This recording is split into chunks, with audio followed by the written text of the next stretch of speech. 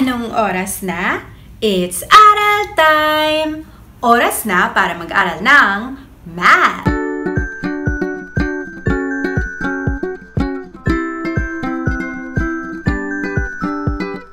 Mabuhay! Ako si Teacher Isay. Handa na ba kayo para sa isa pang araw ng adventure? Kung handa na, alam niyo na gagawin, mag-upload ng best na ready face niyo na may hashtag na Aral Ready. Okay, para sa ating Adventure of the Day o AOTD, aalimin natin yung special powers na meron sa mathematics. Alam niyo ba kung anong tinutukoy ko? Para mas malaman natin yung special powers sa mathematics, meron tayong tatlong hamon na gagawin. Una ay maalala kung paano mag-multiply ng ilang beses. Pangalawa, malaman kung anong exponents at exponential notation. At pangatlo, magawang maipakita ang value ng exponential notation. Okay, oras na para magsimula. Para sa unang hamon, kailangan maalala kung paano mag-multiply ng isang number ng ilang beses pa ulit-ulit. Gawa time, sagutan ang mga sumusunod na multiplication problems. I-pause ang video para masagutan ang mga tanong at kung mayroon na kayong sagot, pwede nyo nang i-play muli para ma-check kung tama ba kayo.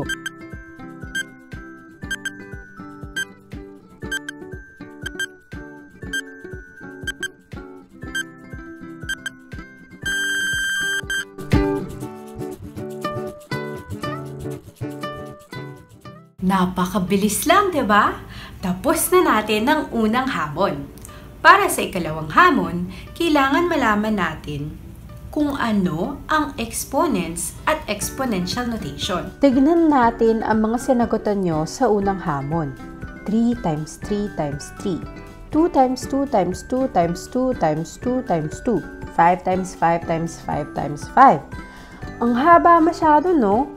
Alam niyo ba na may mas madali at mas maikling paraan ng pagsulat ng mahahabang multiplication na yan?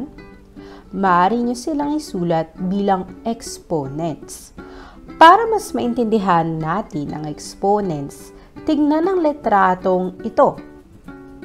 Ang letratong ito ay maihahalin tulad natin sa exponential notation katulad ng 4 squared, kung saan ang tasa ay ang base number at ang kutsarita na nakausli sa may taas ay ang exponent. Dito sa halimbawa na 4 squared, ang 4 ay ang base value at 2 ang exponent.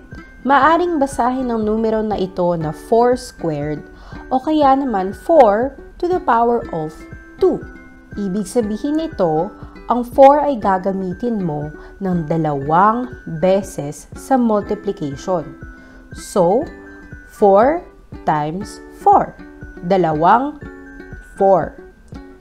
At kapag minultiply nyo, ang sagot ay 16. So, 4 squared equals 16. Subukan naman nating i-expand ang mga sumusunod. 4 cube o 4 to the power of 3. Ibig sabihin, yung 4, imumultiply natin ng 3 beses. So, 4 times 4 times 4. Sa susunod naman, 8 to the power of 5. So, yung 8, imumultiply natin ng 5 beses. So, 8 times 8 times 8 times 8 times 8. Nakuha ba? Sige nga, subok time! Subukan natin i-expand ang mga sumusunod na exponential notations. Hindi muna natin kailangan i-multiply. Pwede niyong i-pause ang video para magsagot at kung meron na kayong sagot, i-play muli ang video.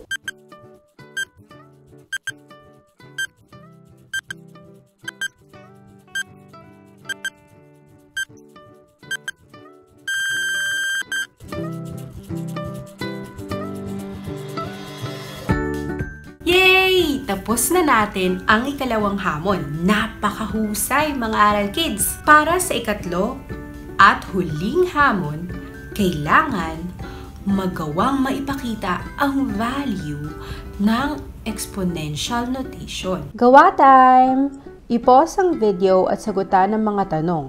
Kapag may sagot na kayo, maaari nyo nang i-play ang video. I-expand ang mga sumusunod na exponential notation at i-multiply. Gabay time, siguraduhin na na-i-pause at nasagot ng inyong Aral Kid ang activity.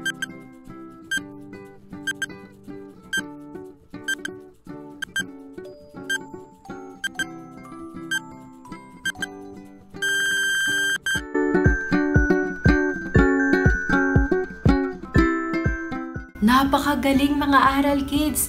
Natapos na natin ang huling hamon. Ngayon, alam niyo na ba kung ano yung tinutukoy ko na special powers? Tama, ito ay ang exponents. Dahil ang tawag sa mga exponents ay to the power of. So yun ang special powers sa math. Adventure natin ngayon. Marami ba kayong natutunan? Sige nga, alalahanin natin yung mga ginawa natin. So una, inalala natin kung paano mag-multiply ng isang number paulit-ulit ng ilang beses. Sunod, inalam natin kung ano bang exponents at exponential notation. At huli, ginawa natin ang pagpapakita ng value ng isang exponential notation. Anong paborito niyong bahagi ng adventure? Buti naman at nagustuhan niyo yung bahaging yun. Marami pa tayong mga adventures sa mga susunod na araw. Pero sa ngayon, paalam na muna. Dahil tapos na ang Aral Time sa Math. Hanggang sa susunod ulit, paalam!